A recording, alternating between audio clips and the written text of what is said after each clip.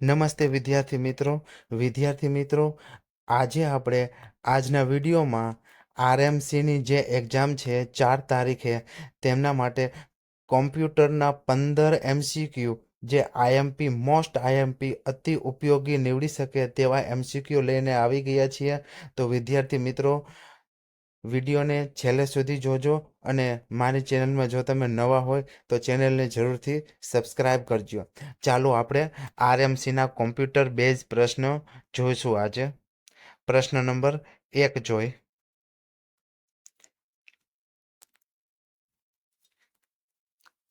પ્રશ્ન નંબર 1 છે, ઈમેલ મોકલવા કયા પ્રોટોકોલ વપરાય છે?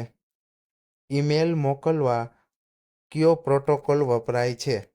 સાચો જવાબ છે ઓપ્શન બી, એસએમટીપી પ્રોટોકોલ વપરાય છે. વિદ્યાર્થી મિત્રો, એસએમટીપી શું છે? તેમનું ફૂલ ફોર્મ શું છે? તો સિમ્પલ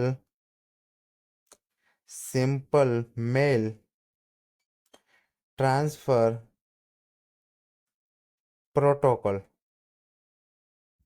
સિમ્પલ મેલ ટ્રાન્સફર પ્રોટોકોલ, જેને આપણે ઈમેલ મોકલવા માટે પ્રોટોકોલ વપરાય છે તેને આપણે એસએમટીપી કહીએ છીએ. હવે પ્રશ્ન નંબર 2 છે, નિયમોના સમૂહને કયા નામથી ઓળખવામાં આવે છે? નિયમોના સમૂહને કયા નામથી ઓળખવામાં આવે છે? સાચો જવાબ છે ઓપ્શન એ, પ્રોટોકોલના નામથી ઓળખવામાં આવે છે. ત્યાર પછી પ્રશ્ન નંબર 3 જોઈ. નીચેનામાંથી કયું ઇન્ટરનેટ સર્ચ એન્જિન નથી? વિદ્યાર્થી મિત્રો, કયું ઇન્ટરનેટ સર્ચ એન્જિન નથી? સાચો જવાબ છે ઓપ્શન ડી, કિંગ, જે સર્ચ એન્જિન નથી. ગૂગલ, યાહુ અને બિંગ આ ત્રણેય સર્ચ એન્જિન છે. ત્યાર પછી નેક્સ્ટ પ્રશ્ન જોઈ. પ્રશ્ન નંબર 4, ઇન્ટરનેટ કયા પ્રકારનું નેટવર્ક છે? ઇન્ટરનેટ કયા પ્રકારનું નેટવર્ક છે? સાચો જવાબ છે ઓપ્શન બી, વેન પ્રકારનું નેટવર્ક છે. વેનનું ફૂલ ફોર્મ શું છે? તો કે wild area network. Wild area network. વિદ્યાર્થી મિત્રો, તમને લેનનું પૂરું પૂછી લે નામ તો લોકલ એરિયા નેટવર્ક. મેનનું પૂછી લે તો મેટ્રોપોલિયન એરિયા નેટવર્ક. ત્યાર પછી પેનનું પૂછી લે તો પર્સનલ એરિયા નેટવર્ક. ત્યાર પછી નેક્સ્ટ પ્રશ્ન જોઈ. પ્રશ્ન નંબર 5, ટીસીપી ફૂલ ફોર્મ શું છે? ટીસીપીનું ફૂલ ફોર્મ શું છે? સાચો જવાબ છે option B, transmission control protocol. ત્યાર પછી પ્રશ્ન નંબર 6 જોઈ. કોઈ પણ નેટવર્કના પોઈન્ટને શું કહેવામાં આવે છે? કોઈ પણ નેટવર્કના પોઈન્ટરને શું કહેવામાં આવે છે? સાચો જવાબ છે ઓપ્શન એ, નોડ કહેવામાં આવે છે.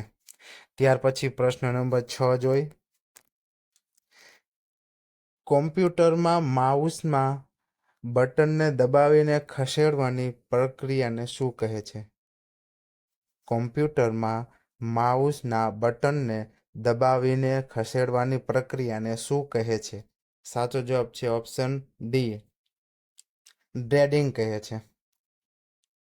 ડ્રેગિંગ કહે છે, જે આઈએમપી પ્રશ્ન છે. ત્યાર પછી પ્રશ્ન નંબર 7 જોઈ. વર્ડમાં સ્પેલિંગ અને ગ્રામરની ચકાસણી માટે કઈ કીનો ઉપયોગ થાય છે? વર્ડમાં સ્પેલિંગ અને ગ્રામરની ચકાસણી માટે કઈ કીનો ઉપયોગ થાય છે? સાચો જવાબ છે ઓપ્શન બી, F7નો ઉપયોગ થાય છે. ત્યાર પછી પ્રશ્ન નંબર 8 જોઈ. કામચલાઉ મેમરી સ્ટોરેજ તરીકે શું વપરાય છે? કામચલાઉ મેમરી સ્ટોરેજ તરીકે શું વપરાય છે? સાચો જવાબ છે ઓપ્શન એ, બરફ વપરાય છે. ત્યાર પછી પ્રશ્ન નંબર 9 જોઈ. કટ કે કોપી કરેલ ફાઇલ ક્યાં જાય છે? કટ કે કોપી કરેલી ફાઇલ ક્યાં જાય છે? સાચો જવાબ છે ઓપ્શન સી, ક્લિપબોર્ડમાં જાય છે. ત્યાર પછી પ્રશ્ન નંબર 10 જોઈ.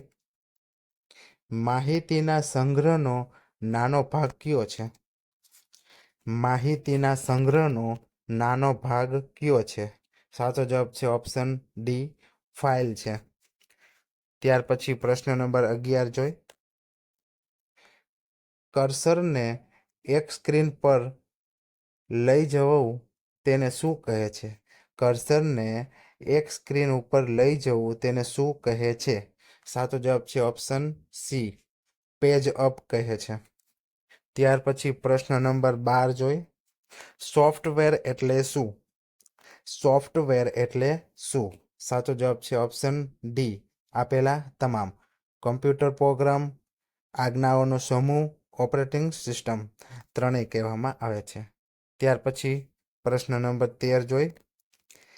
ઇન્ટિગ્રેટેડ સર્કિટ ચિપ્સ કેની બનેલી હોય છે? ઇન્ટિગ્રેટેડ સર્કિટ ચિપ્સ કેની બનેલી હોય છે?